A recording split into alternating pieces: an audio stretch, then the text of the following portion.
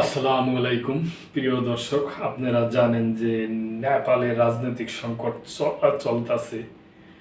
নেপালের Gen Z group যে আছে, দুঃখিত প্রিয় দর্শক, যে ইয়াং যারা 18 থেকে 25 বছর বয়সের মধ্যে ওনারা আন্দোলন করছে, বিক্ষোভ করে নেপালের প্রধানমন্ত্রী উনি পদত্যাগ করছে অলরেডি। ইন্ডিয়ান সংবাদ মাধ্যম থেকে বলছে যে উনি দেশ ছাড়ছে, প্রেসিডেন্টও পদত্যাগ করে কোথায় আছে বলা যাচ্ছে না।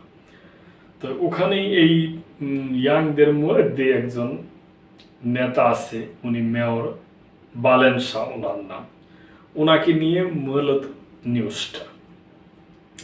নেপালের রাজনৈতিক সংকটে তরুণদের প্রিয় কে এই বালেন শাহ? প্রবীণ রাজনীতিবিদদের হাতে নিয়ন্ত্রিত নেপালের রাজনীতিতে কাঠমান্ডুর মেয়র বালেন শাহ একজন ব্যতিক্রমী তরুণ হিসাবে সামনে চলে এসেছেন। দেশটির অন্তর্বর্তী সরকারের তরুণদের প্রতিনিধি হিসাবে পছন্দের শীর্ষে উঠে এসেছেন তিনি। রাজধানী কাঠমান্ডুর মেয়র 35 বছর বয়সী বালেন শাহ, সাবেক র্যাপার, তাকে প্রায় ইনস্টাগ্রাম ও জনসমক্ষে গাঢ় রঙের ব্লেজার ও সানগ্লাস পরা দুঃখিত অবস্থায় দেখা যায়। তরুণদের ব্যাপক বিক্ষোভের মুখে 73 বছর বয়সী প্রধানমন্ত্রী কেপি শর্মা ওলির পদত্যাগের পর বালেন আলোচনার কেন্দ্রে চলে এসেছেন। বালেনকে প্রধানমন্ত্রী হিসাবে প্রতিদ্বন্দ্বিতা করার এবং ওলির স্থলাভিষিক্ত হওয়ার আহ্বান জানানো হয়েছে। অনেকের মধ্যে একজন হলেন রেওয়ার অধিকারী, যিনি এই আশা ব্যক্ত করেছেন। তিনি এক্স হ্যান্ডেলে লেখছেন, আপনারই আমাদের নতুন প্রধানমন্ত্রী হওয়া উচিত। তিনি আরও লেখেন, নেপাল দীর্ঘজীবী হোক। আন্দোলন বিক্ষোভ সহিংসতায় মোট 25 জন নিহত হয়েছেন বলে নেপালের সংশ্লিষ্ট সূত্র জানিয়েছে। এই বিক্ষোভ শুরু করেছিল জেনজি নেপাল নামের একটি গোষ্ঠী। দেশের 3 কোটি জনসংখ্যার অর্ধেকের বেশি মানুষের বয়স 30 বছরের নিচে।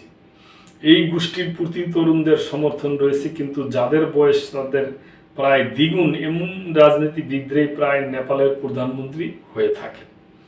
সুপ্রিম কোর্টের সাবেক বিচারপতি ও সংবিধান বিশেষজ্ঞ বলরাম কেসি বলেন, হিমালয়ের এই দেশটির পরবর্তী পদক্ষেপ নির্ধারণের জন্য রাষ্ট্রপতি রামচন্দ্র পাওদেলের সঙ্গে আলোচনায় জেনজি প্রজন্মের প্রতিনিধিদের মধ্যে বালানেরও থাকা উচিত।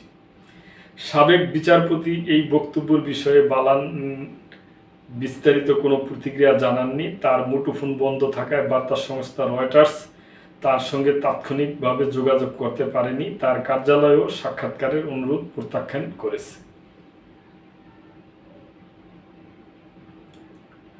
1990 সালে কাঠমান্ডুতে জন্ম নেওয়া বালেন শাহ নেপালে সিভিল ইঞ্জিনিয়ারিং নিয়ে পড়াশোনা করেন।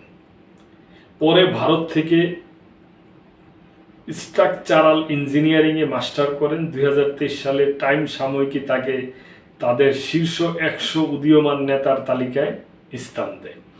বিশ্লেষকরা বলেছেন, মেয়র হিসাবে বালেনের দুর্নীতি বিরোধী উদ্যোগ, নগর সংস্কার এবং সামাজিক যোগাযোগ মাধ্যমে শক্তিশালী উপস্থিতির মাধ্যমে পরিচিতি রয়েছে। বালেন পথচারীদের জন্য অবকাঠামোর উন্নয়ন করেছেন। বেসরকারি শিক্ষা প্রতিষ্ঠানের বিরুদ্ধে কর ফাঁকির অভিযোগে কঠোর ব্যবস্থা নিয়েছেন। সরকারি শিক্ষা প্রতিষ্ঠানে পাঠদানের আরও উন্নয়নে চাপ দিয়েছেন। তরুণ আইটি পেশাজীবী প্রমোদ কান্ডেল এক্সে বালেনকে উদ্দেশ্য করে লেখেন, তরুণেরা চায় এই পরিবর্তনের সময় আপনি সাময়িক মুখপাত্র হিসাবে এগিয়ে আসুন। প্রমোদ আরও লেখছেন, দীর্ঘমেয়াদে আমরা চাই আপনি অন্যান্য দুর্নীতিমুক্ত নেতার সঙ্গে কাজ করুন, এমনকি তাদের অধীনেও কাজ করুন যারা যোগ্যতা, সততা ও দেশের প্রতি ভালোবাসা দেখিয়েছেন। তাই প্রিয় দর্শক, কেউ যদি ভালো থাকে, কেউ যদি পরিশ্রম করে, সততা থাকে, তাহলে তার নাম এভাবেই ফুটে ওঠে। এটা পৃথিবীর যে কোনো দেশেই হোক। উনি তরুণদের নেতৃত্ব দিতেছে, উনি মেয়র, উনি শিক্ষিত লোক এবং ইনস্টাগ্রামে ওনার অ্যাকাউন্ট আছে এবং উনি অনেক জনপ্রিয় একজন নেতা। তো প্রিয় দর্শক, এ ব্যাপারে আপনাদের যদি কিছু বলার থাকে অবশ্যই কমেন্ট করবেন এবং সাবস্ক্রাইব করে আমাদের পাশেই থাকবেন। আল্লাহ হাফিজ।